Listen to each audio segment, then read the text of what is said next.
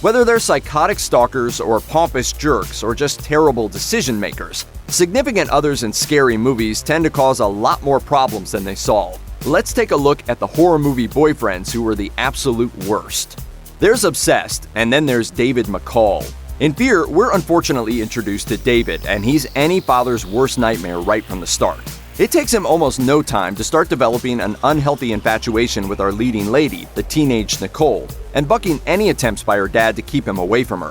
Little by little, David starts to reveal how unhinged and violent he is, harming everyone from Nicole's best friend to a security guard to the poor family dog. Despite all that he does to her loved ones, though, he still somehow believes that he and Nicole have a future together. Plus, he considers his lethal home invasion plot to be a grand gesture that will lead to a reunion. He's dangerous and deranged and completely clueless about what women want. In other words, the full package.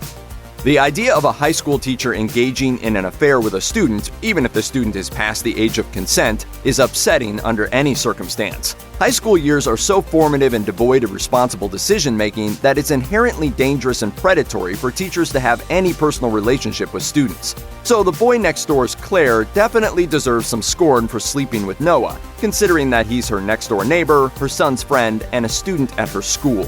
But after she decides to call it quits as a result of the guilt and shame she feels about it, his overreaction is intense. Noah starts trying to win her back by vandalizing the school wall with a lewd message about their fling and blackmailing her with pictures and a video of their tryst. When that doesn't work, he starts making threats to her family, and all of this comes with the explicit caveat that his aggression will only end if she continues being his girlfriend.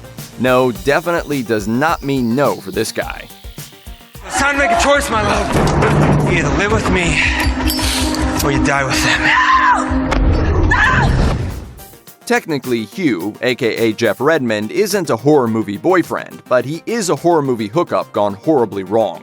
In It Follows, Hugh takes Jay out on a date, first to the theater and then to have a quick drink. Ultimately, he manages to convince Jay that he's an ordinary guy with no ulterior motive, and the two wind up hooking up in the back of his car.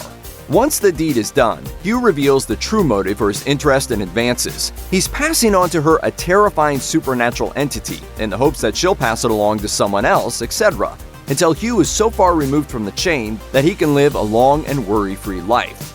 The whole movie is a thinly veiled metaphor for the real-life threat of STDs, so Hugh's decision to condemn Jay to a probable death just to save his own skin is both indefensible and one heck of a cinematic case for abstinence. To be fair to Paranormal Activity's Micah, he really did have a point when he said that Katie should have given him some kind of heads up about her family's ghost curse before she moved in with him. That still doesn't excuse some of the stupid and unhelpful things he does once a vengeful spirit begins wreaking havoc on their home. For one thing, he has an annoyingly relentless obsession with taping everything, but at least that sets up a convenient plot device to help frame the film in its signature found footage style. The real problem with Micah is that he decides it's a grand idea to taunt the demon that's been haunting them. Then he ignores Katie's wishes by borrowing a Ouija board, and of course all hell then literally breaks loose. It's one thing that he goes all Blair Witch Project on everything, but it's quite another when he starts actively inviting trouble from the mad poltergeist. No, you haven't been having any progress, and you're not in control. It is in control, and if you think you're in control, then you're being an idiot. Not a single thing you've done has helped. Does a creepy internet stalker who pays a girl to flirt actually qualify as a boyfriend? The jury's still out on that one, but Tinker is about as close as it gets in Cam. He seems to genuinely care about Alice, calling her directly on a regular basis to chit-chat about her off-camera life and showering her with tips and compliments. He even moves to her hometown to try and win her over in real life. When the going gets tough, though, and Tinker finds out that his favorite camgirl's feed has been taken over by a computerized clone version of her, he fails spectacularly to intervene or even care very much. Instead of helping Alice in her hour of need, he sneaks off to chat with the impersonator who's making her life so hellish, because all he really cares about is looking at Alice online, in any form. It's bad enough that he takes the digital adult entertainment game way too seriously, but when he betrays Alice, that's when he becomes truly disconnected. From the beginning of Scream, it's clear that there's something not quite right with Skeet Ulrich's Billy Loomis. With his shaggy hair, smoldering expressions, and sense of entitlement, he doesn't do much to hide the fact that he's a generic dirtbag throughout the whole movie. What we don't find out until the end, though, is just how thoroughly depraved he really is. After successfully luring Sydney to give up her virginity to him, Billy's free to then let his partner in crime, Stu, take her out. It doesn't work, and she eventually finds out that the two of them are responsible for all those phone calls and cat and mouse games. Billy and Stu say it's all just revenge for Sydney's mother breaking up the Loomis parents' marriage, and that they're just emulating scary movies with their approach. Still, there's something particularly sinister to Billy turning his relationship with Sydney into a bedroom conquest that must be completed before the killing can begin. On top of being a psycho killer, he's also a sleaze. What's the matter, Sydney? You look like you've seen a ghost.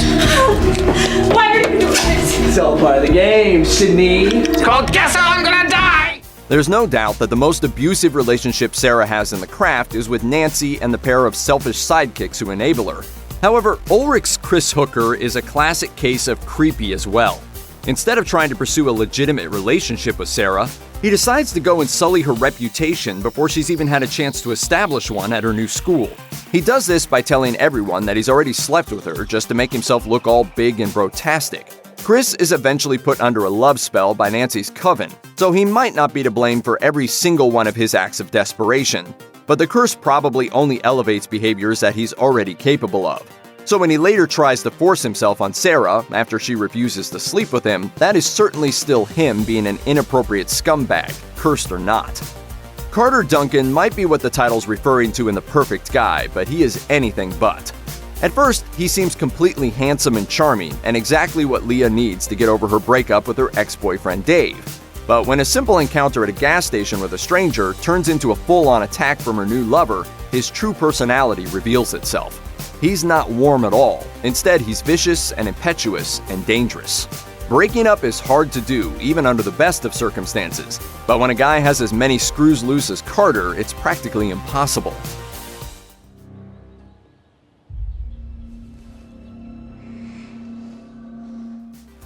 Leah ends up having to recruit her ex to protect her from Carter as he stalks her at work, sneaks into her home, and even steals her cat.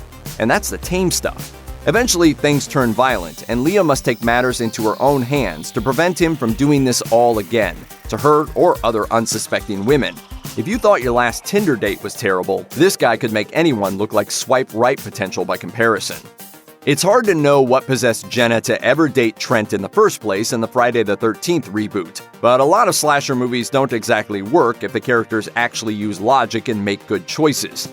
Trent is spoiled and arrogant and only invites his friends to his parents' lake house to show off how wealthy he and his family are. Trent is also completely unkind. He even starts an argument with a guy who's only out searching for his missing sister. On top of all those terrible personality traits, he's also a cheater of the worst order. As soon as Jenna steps away from the lake house to do a good deed, he hooks up with her best friend, and their love scene is cringy enough to make anyone wonder why Jenna gives him the time of day.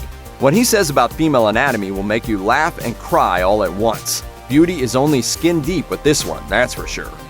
To be fair to the Fly's Seth Brundle, it isn't necessarily his fault that he's being slowly morphed into the Brundle Fly. But that doesn't mean anyone would want to put up with him once the side effects start kicking in. Even before he merges DNA with a horsefly, Seth is a bit questionable as boyfriend material. Not only is he odd, he's also a bit possessive of his journalist girlfriend Ronnie. But Seth becomes most unpleasant after his little teleportation experiment goes so wrong. He becomes aggressive and eventually loses all trace of empathy and emotion. Instead of protecting Ronnie from the danger he poses to her, he tries to force her to carry his baby to term, and even attempts to fuse all three of them together into one entity. It's bad enough that he gets himself into this mess by being so sloppy with his workstation, but the fact that he wants to drag his girlfriend and unborn child down with him makes Seth an especially buggin' boyfriend. What's a guy to do when the woman he loves is suddenly turned into a deadite by an ancient evil force that's been awoken by a weird book?